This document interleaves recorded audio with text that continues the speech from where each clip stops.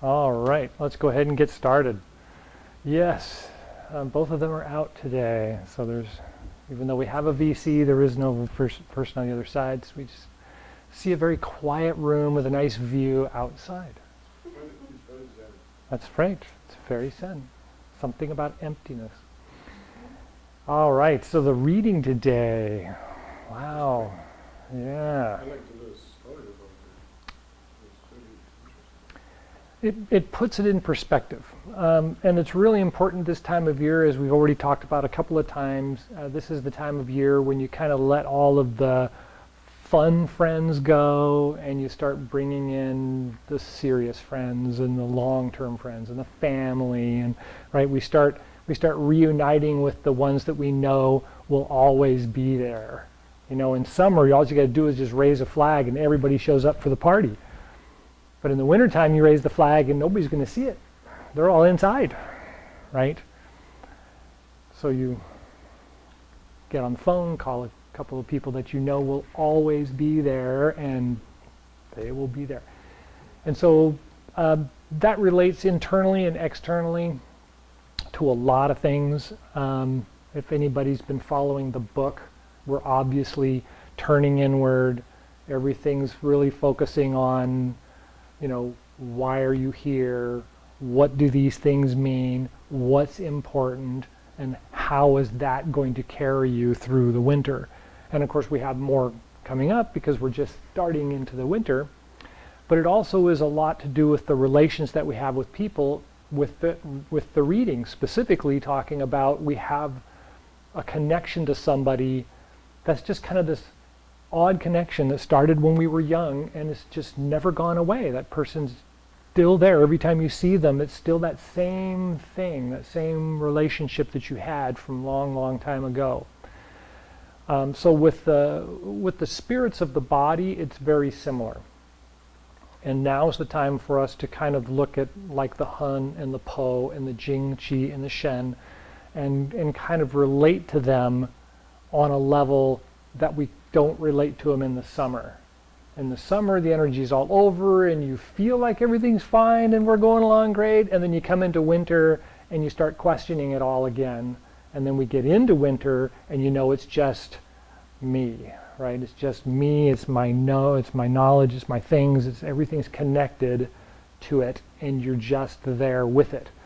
And so we talk about that in herbal practices, you know, herbal medicine and so on, about how the balance of the organs and the energy in the organs and everything is related to those 5 things, the Hun and the Po and the Jing, Qi and the Shen.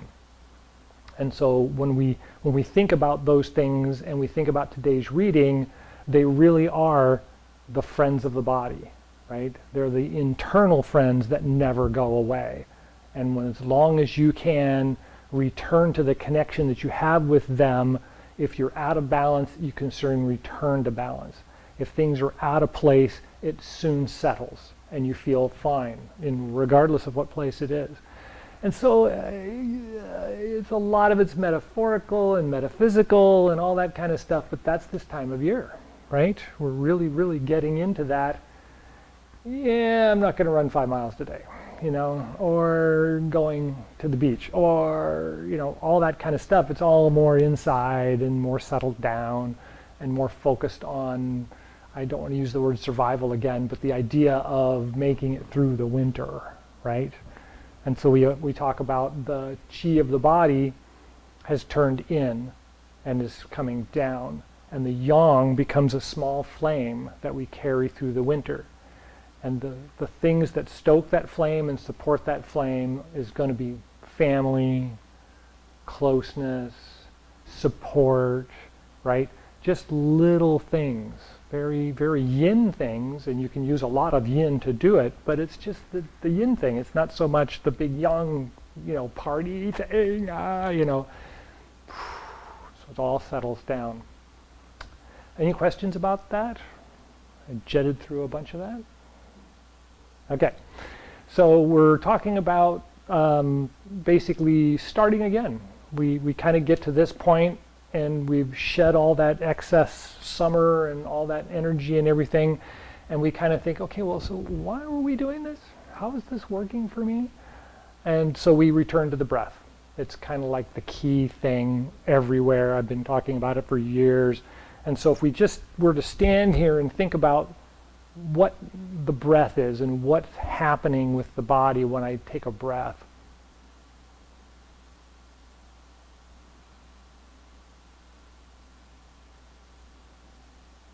You probably noticed that as soon as you've done 2 or 3 breaths, all of a sudden your breath is getting longer.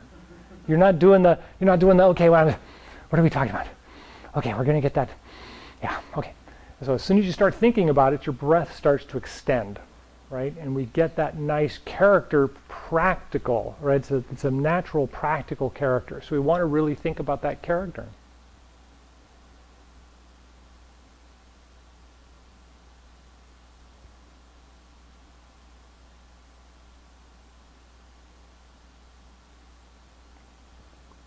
It really kind of slows the body down and it stops the mind chatter. And right, so that's like the first step. Whenever we work with anybody in martial arts or in meditation or in Tai Chi, Qigong practices, is like take a breath. And we watch the person to see how they go. It's like, oh, okay, well, so it kind of gives you a clue as to what's going on with their body. And herbalists and Chinese medicine do this as a general practice. Or evaluation for an individual. And so when we think about breathing now, as we've done Qigong and Tai Chi and this kind of relaxation, we know that when we start to breathe, we've got, okay, relax the tummy. All right, relax, just, and let it fill up. And then let it fill up the body and let it open the body. And then when you exhale, it just kind of slows way down. And the exhale just becomes this really quiet, long breath. And that's kind of what it's meant to be. And we talk about it most of the time that the exhale should be longer than the inhale. If you're doing meditation on a regular basis or Qigong on a regular basis, it should almost be twice as long. And that seems really weird. A lot of people kind of look at each other and go, twice as long? How could twice as long? And so the idea in that really isn't that you're exhaling that long. It's you kind of exhale and then it kind of tapers off to the point where you're just kind of sitting there with it in an exhale. If you're really good, you can notice you are still exhaling, but it's really, really small exhaling. And so let's start and think about that for just a moment. Take a deep breath and then exhale.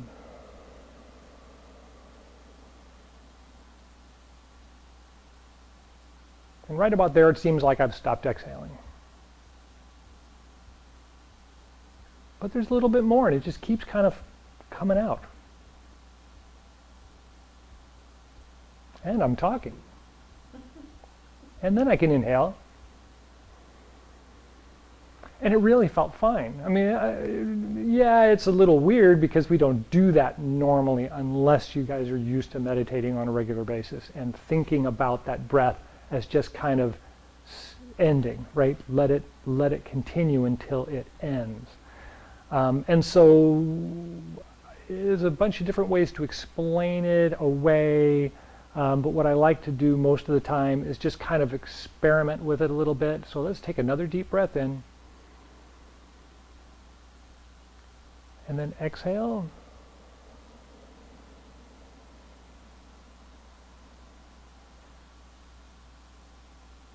And you get to the end of the first part of the exhale and just let it roll.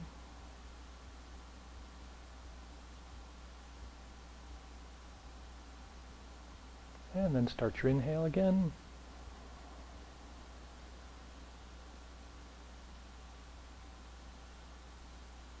And exhale.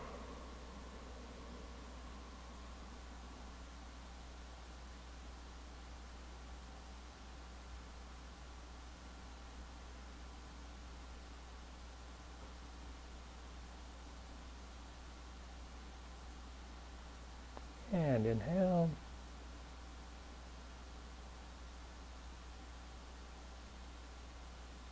And exhale.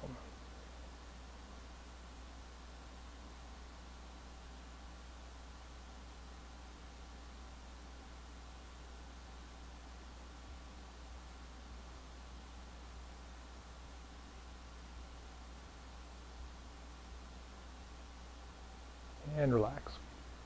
Do you notice that after a couple of breaths, it really just kind of keeps going, right? The exhale just kind of keeps just this little tiny kind of collapse, right? It just keeps going. And it's human existence. We think about that as being, oh, I've got to inhale, and it's like, try and get over that. Try and get away from that panicky feeling like I need to inhale again. And just see if you can break through to that smooth, long breath leaving the body before you say, oh, yeah, now I can inhale again. And then the inhale follows. Any thoughts on that? I said to Maria the name of this lady that does the deep diving, Mm-hmm. area, she must have. She's our executive assistant to Dr. Chong, and She does the deep dive, free dive, right? They- She does a they call that- deep dive, free dive, You call that 5 minutes. right? Incredible. But she must come to quick, That's right. And all of us can to some degree. Obviously there's some physical problems that people might have that cause us to not be able to do it. Smoker, muscle trauma, lung deficiencies, all those kinds of things. But we can extend what we have. And that's what I usually tell just about anybody when they come to me. Well, I can't because. But you can extend what you have, right? And so kind of let that be the mantra when you're practicing or when you're trying to meditate and it's not coming. You can extend it. You can, right? You don't have to do it right now. Okay, I'm fine. Get up, go. It's fine. It's fine. But if you tell yourself that you can, then back in your head it starts to sink in, and the next time you're there, no, I can, right? You start getting that character built into yourself. So we talk about that this time of year as some form of letting go of the summer yang and some way of supporting the yin. Did what I say sound like it was yin? Or was I pushing you to breathe further? Right? Was I really pushing you to breathe further, or was I supporting you in trying to make it longer? Right? Yin or yang? Right? So yin is all that undermining something, supporting something up, right? Things like that. That's all very, very yin. Yang is scrape it off and start again. Build it new. Make it bigger, right? If you're building a fire in the fireplace, I don't recommend making it bigger. Now, if you're outside and it's a bonfire, fine, go for it. Especially in the summer. It's great. That's fine. Winter, not so much. Okay, so let's take a seat. Oh, actually, let's not take a seat. Let's stand next to the chair, or in front of the chair, and think about this for just a moment. We're moving into the winter time, right? So we're going to sit down. We're going to sit down, but not quite. Right? So we want to look at the seat. We want to look where our feet are. We want to kind of think about where we are. And so when we're ready to sit down, we know that that's the place I'm going to sit down when I'm ready to sit down. Right? So the legs feel comfortable. Bend the knees. Sit down right to the edge of the chair. And then stand back up again. And it should be real comfortable now. By the third time, working on the fourth time, you should be able to get all the way down to touching it and not really being on it. And back up again. How do the legs feel? Still good for where your position is? Hips, knees, right?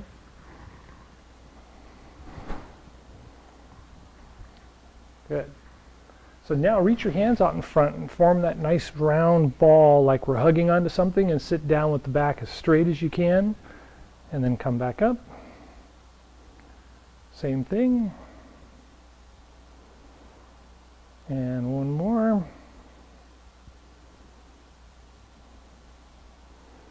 And then sit down and slide back onto the chair. Could be so simple. So that's a really good exercise for this time of year. For the last couple of weeks, we've been kind of moving away from doing a lot of heavy lifting with the arms, right? You probably don't even notice it, but if you were in the summer, you're lifting a lot with the arms, you're relying a lot on picking and carrying. We're gathering up as much as we can, and we're taking it to the beach, or we're taking it to the mountains, or we're going someplace, and we've got it all in our arms. Now we don't want to be carrying so much stuff around. You know, if we got to bring in a little water, we got to bring in a little wood for the fire, great, but don't be dragging a lot of stuff around. But then we neglect the legs. And this time of year, the legs are actually the most important because they are what holds us up. Right? Yin or yang. Right? Very yin. Supporting the legs. This is grabbing and pulling. That's very yang. Right? Where this is trying to hold you up and move you around. It's very yin. It's very supporting. And so doing a little bit of leg work this time of year is really good. Obviously, this is not the time of year to go to the gym and try and, you know, increase your leg size. That's silly, right? But we do want to use the legs a lot because we need that pump. We need that blood circulation, and we need the marrow regeneration. And those are the things that are really big this time of year for those of us that are trying to increase our health, trying to improve our balance and our stability. And so we know the balance comes from, or the balancing comes from the legs. And that's where we do a lot of our exercises with Qigong, is we're manipulating the legs and the ankles and the feet, and we're working on balance and coordination all the time, because those are the key things that balance out yang. In the summertime, it has to balance out yang.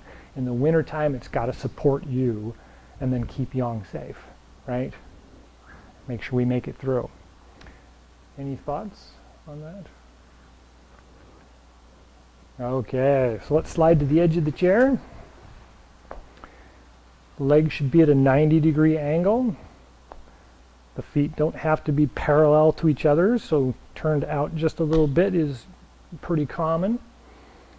As a matter of fact, let's do that as an exercise. Turn the feet out as far as you can, and then come back to parallel, and then turn them in as far as you can, and then back to parallel.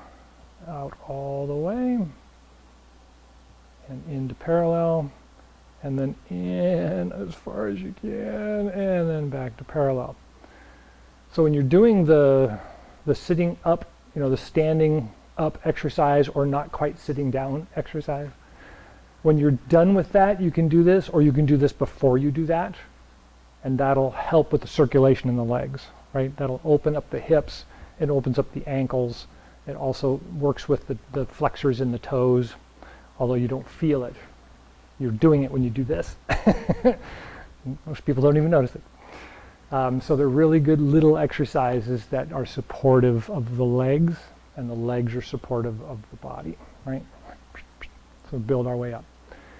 So the quiet exercise, does everybody remember all the quiet exercises we used to do, or shall we start at the beginning and work our way through them? At the beginning. In the beginning there was, okay, so for men, the left hand goes on the abdomen first, and the right hand goes over the top. For women, the right hand goes on the abdomen first, and the left one goes over the top. Intertwine the thumbs. So you want to be able to kind of squeeze this part with both hands at the same time, and then set it on the abdomen. And basically what I usually tell people is you rest whichever thumb is down on the belly button, and let the hand roll below it to the abdomen. And that kind of gives you a clue as to where we want the energy focused and where we want to feel the energy focus in the body. This is the dantian, which is 3 fingers below the belly button and in the center of the body. And with your hand like that, it's almost perfectly over the top of it. So from here, we think about raising up the head and the back, but we still want to keep the backbone kind of tucked under slightly. And so leaning forward and arching the back can be problematic. We want to kind of tuck the tailbone under just slightly, but not so much that it's pushing into the chair. And then lift up the head and tuck in the chin slightly and rest the tip of the tongue on the roof of the mouth just behind the front teeth.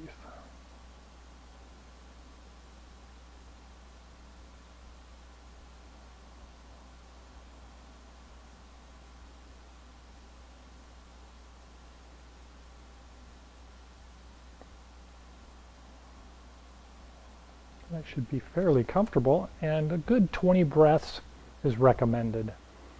A lot of people say half an hour or so. I just recommend at least enough breaths that you kind of become fully engaged in where the breath is and where the body is, and not being sidetracked by things that are happening later or things that happened yesterday. We'll do that a few times and get comfortable. And then we do an abdominal massage, so the hands start in the base position and go clockwise up as we inhale, and then down the other side as we exhale. And it's pretty much in a round form. We're just kind of going around the belly button. Inhale up and then exhale down, and we do that 9 times and then switch hands. And then we're going to go the other way. Inhale up, exhale down, and that of course would be counterclockwise.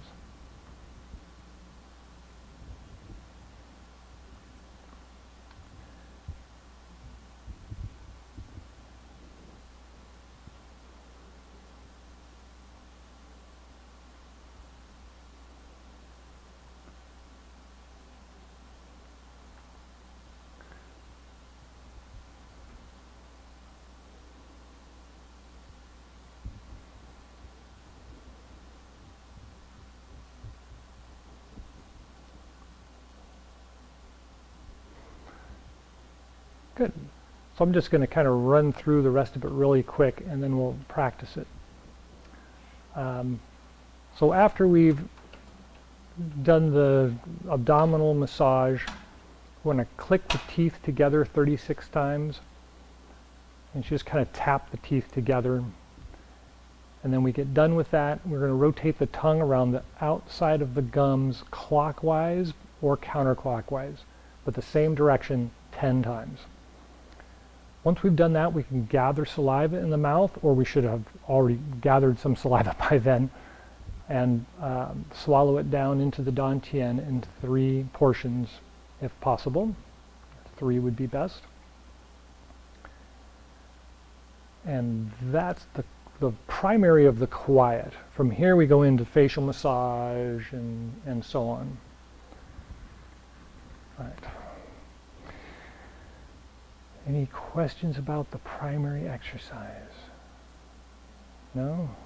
Anybody's temperature going up? Anybody notice it? Yeah. Oh, yeah.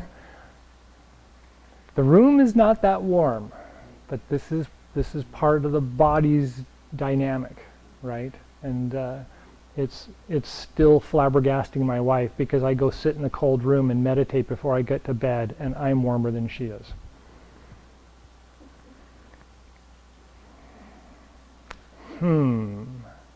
Think about that for a moment. So we should always be squeezing the toes. You know, we're gripping onto the ground to lift up the center of the foot slightly, but not so much that we're, distorting the foot. But it's a pretty good grip. You want to feel a good solid grip with the feet on the ground. And this exercise, I've been doing it for many years now, but I find that the more that I do it, the more relaxed I become immediately. So I sit down and I get in the position, and the body just kind of falls into that character. And any of you that have done a regular pattern of exercises and or practice of just about any kind, including singing or dancing, you notice when you get into a certain posture to start each time, you immediately fall into what you're supposed to be doing. The practice immediately just falls out of you. And that's what the winter is all about, right? When we talk about the different seasons and how the seasons affect the body, when we're in the summer, you can expect to get lost. You can expect things to just fly loose and everything changes. But by the time we get into winter again and we start thinking about making it to the other side, we have a pattern. And if we can just settle down and find that pattern, it's like that friendship, right? Oh, you're still there. Ah, and you've got that connection back to yourself. So we have a lot of readings that talk about, am I on the right path? Am I going in the right direction? Am I a little off now? Make that correction now, right? So we're getting a lot of those readings that remind us, you've got it in you. All you got to do is just kind of, open up the window and let it in, or door, or whatever you want to call it. Lu Ming talks about it as Ganying. I've started using the term a little bit more often in class, where Ganying is the natural reciprocity of nature. A tree grows, but it leaves its leaves every year to replenish the earth from the things it's taken. So the next year, there'll be something for it to take up again, right? And so that natural character of kind of giving and taking, letting go and gathering up, all of that kind of stuff is this natural Ganying, the natural response to the appetite, the natural response to aversion to things, not the absorbed aversion to things, but your natural aversion to things is Ganying. Okay, any thoughts about that? I'm burning up all the time. Big lecture today. Okay, so next week we will continue working with the body, facial massage, all of those kinds of things, and get worked up on that. Do we want to have this written down, or is the tape okay? I think the tape's okay. Okay. Yeah, once we get going on it too, things will start to come back. I remember some of it. All right. Relaxing. It is that time of year. Yes. It's important to recognize that, so thank you for mentioning it. So I'd start in the standing position.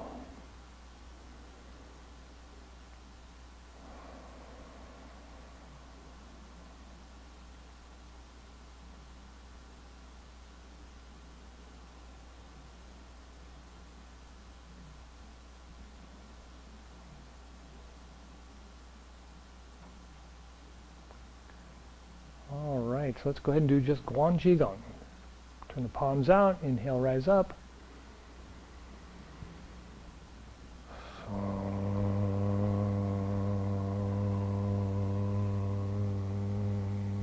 Take a breath with the heart and lungs. Guide it down through the abdomen to the dantian. Take a breath there.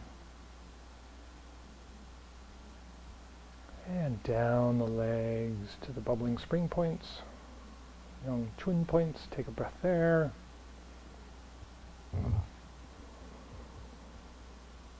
And take a couple more breaths.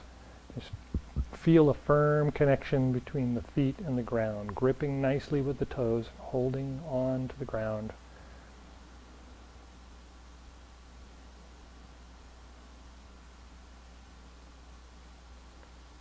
And again, palms out, inhale, rise up.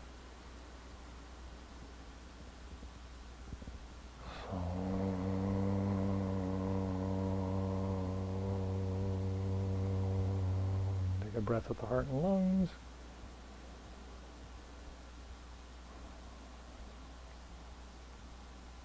And the dantian and mingmen.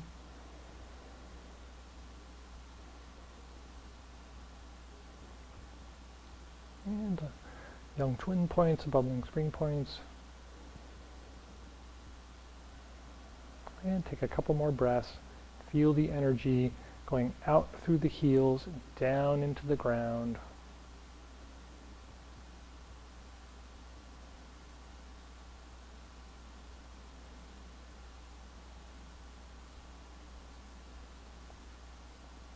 again, palms out, inhale, rise up. So,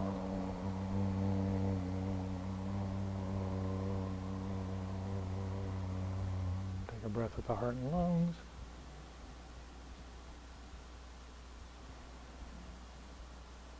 The Dantian and Mingmen.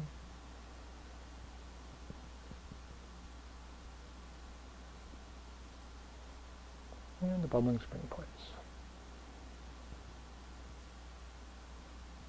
And take a couple more breaths and feel the energy going deeper and deeper into the ground, like huge roots from a tree.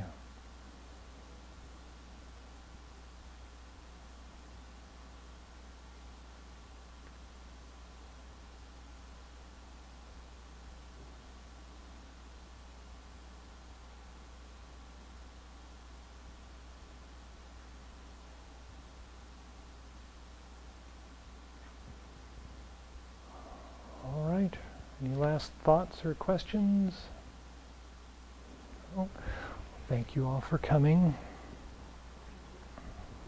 Enjoy the rest of the day. Hopefully rain will be here soon.